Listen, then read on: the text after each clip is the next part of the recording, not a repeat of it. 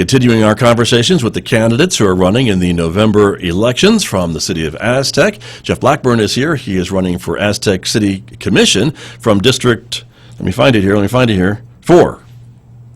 Jeff, good morning. Thank you for being here. Hey, thanks, Scott. Glad to be back again and have a chat with you. Glad you're here. That's right. And so you are the current city manager in Aztec. That's correct. You will be leaving that position sometime around the election or when have you, and you will be then free to, if you win this election, be sworn in as city commissioner. That's correct. The election is on November 4th. Right. Remember to get out and vote. And then my contract ends on November 14th.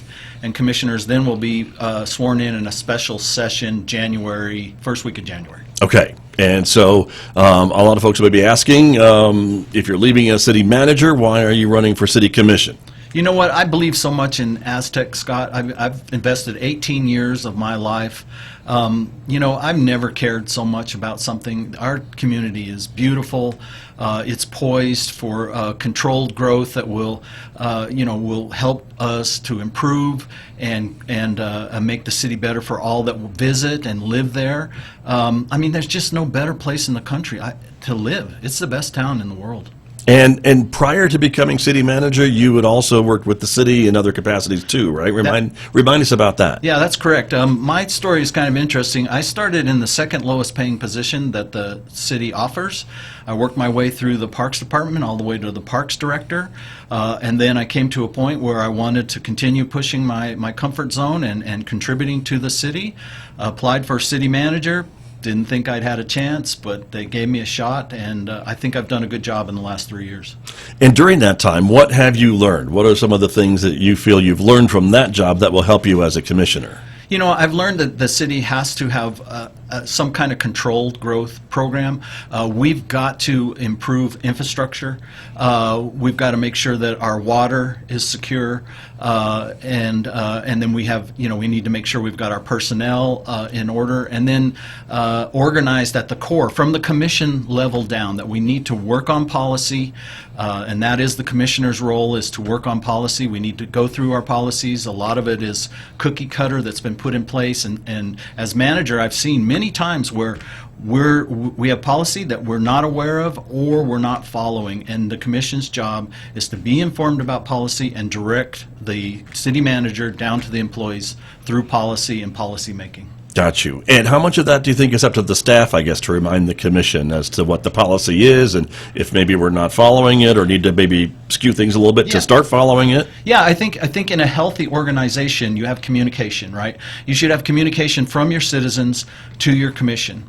Then your commission should be working on a strategic plan developed through policy, developed through the input of the community. Then they should be relaying that to the manager, and that should be laid out very black and white, but not a static document. It can be living and changed as you go. Sure. So the way that the commission can control what's happening through policy and through strategic planning is to be at least somewhat united or healthy enough to have hard conversations and come up with, either through a vote or consensus, what the manager needs to do. Then he can relay that down to his directors, who can relay it to his supervisors, down to the employees who also need an input as well, because they're out there in the field and they're actually putting it in action. Sure, understood. And when you say kind of managed growth, I think is that the term that you use? Yeah, that's the term I like.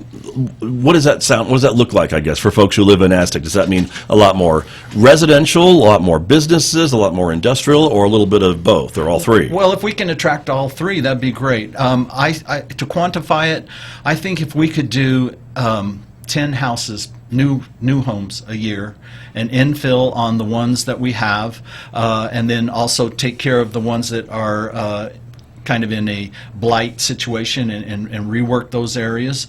That would be a good point for residential. I've been working with our community development director. We're bringing in a Tractor Supply. That's going to be a great cornerstone business, and I think what Tractor Supply is going to prove is that Aztec has more traffic than most people think, most studies show, and I think that's going to bring in some other larger chains, and then when we do that, I think that spurs the smaller growth of the community, the smaller businesses, and then our infrastructure is number one. Aztec, is 135 years old, and most of the town is right in the same footprint. And maybe in the 40s or 50s, we had a time there when we went back and we did some infrastructure improvement, but we've got to continue that. It's got to be annually. It's got to be done. If you just let that go a little bit, which I believe we have over the years, then you're kind of spoiling for trouble, right? Because we can't grow if we can't handle the water, if we can't handle the sewer, if we can't handle the power. And I've got many projects in place with my directors that I'm just not willing to give up because we're ready to do it. And we're getting funding. I've brought in over 12 million. We had about 17 million when I got involved, and we're up to about 30 million in the last 3 years in grants from the state feds. To help pay for some of these things you're talking about, I guess, and, right? Right, and this grant that we've already got, this grant money we've already got, has helped us be very financially stable in Aztec, because that's offset a lot of costs, right? And we've taken full advantage of the programs that have been offered over the last administrations from 16 till now, and so we're primed with a good amount of money in the coffers to go out and find more grant money, and or if the grant money dries up as things change within the government, we've got some money we still need to invest back into the community. Wisely, yes. Got it.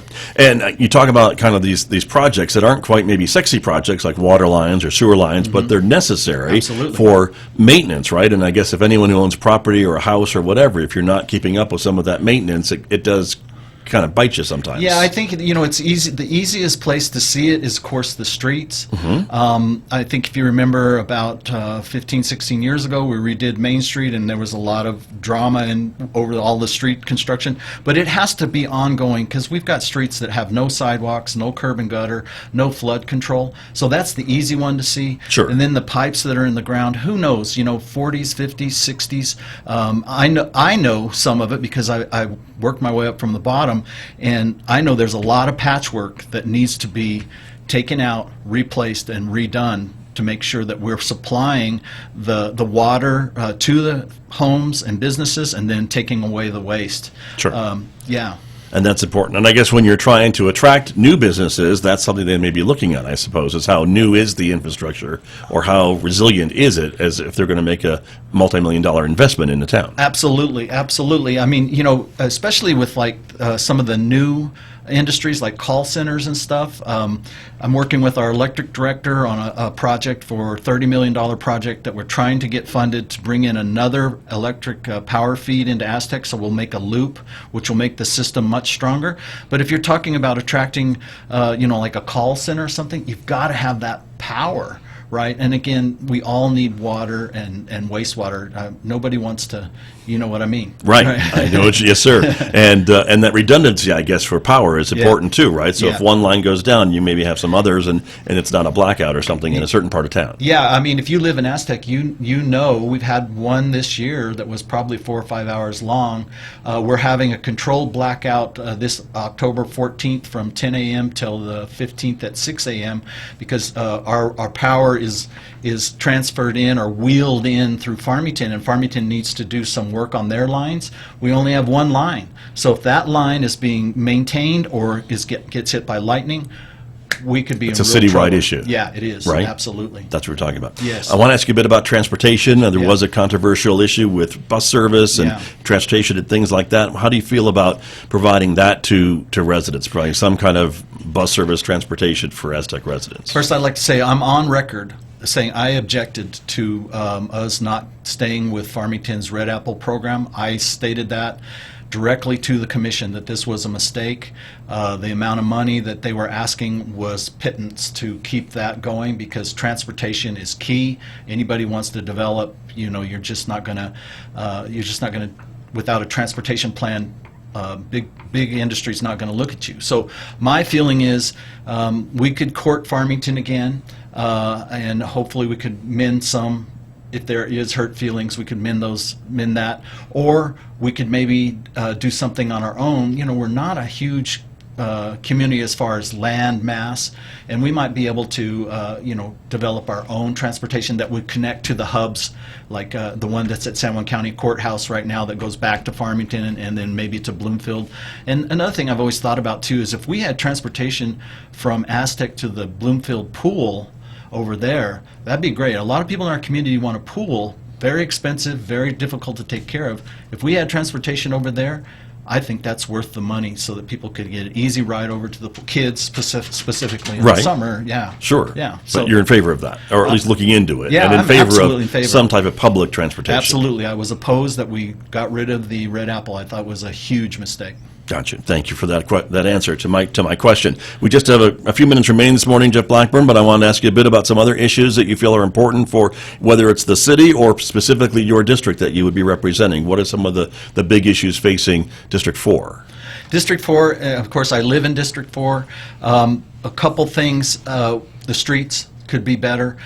In District 4, there's 2 or 3 streets that are down off of the Swire Street that have never been paved, and they should be. There's an issue on Western where about 12 years ago they came in and put a sewer outfall line.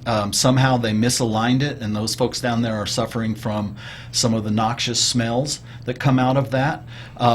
There's a public works yard, and this is something I'm working on right now. I don't think I'm going to be able to get it done. That's down there that needs to be fenced because there's hazardous materials and things that kids could access, playing, Right. having fun, and just get into the wrong place. Those are the 3 big ones that I see, yeah. Gotcha. Those sound a little expensive to me. I'm not a city guy, but they sound expensive. It's all expensive, but the thing is, Scott, it's getting more and more expensive every day, right? The longer you wait. The longer you wait. Aztec right now is in good shape financially, but they cannot afford just to sit on the funds that they have in reserve because the inflation rate is eating up the cost of what you're earning in interest. We may be making 4% in interest right now, but we're going to pay much, much more in 2 or 3 years to invest that money in the community. It's a balance. I got it, because of the inflation. These Absolutely. projects will continue to increase in cost. No doubt, and we saw a huge spike right after COVID. I mean, everybody did, right? And we saw projects, our arterial, East Aztec Arterial, which is now almost complete, a year ahead of schedule. We saw that project go from when it was initiated in 2012, from 12 million to now we're up at 22 million. So incredible how that money just gets eaten up if you don't invest it. True, almost double, that's for sure. Absolutely. But exciting to hear that is coming close to being completed, because that's been a long time coming for folks in Aztec, for sure. Well, just to be clear, this is phase 2. There's still one more phase. Right. Yeah. So, but phase 2 is almost done, which would be the arterial from South 550 Aztec over to 173 that goes to the lake. Right, very true.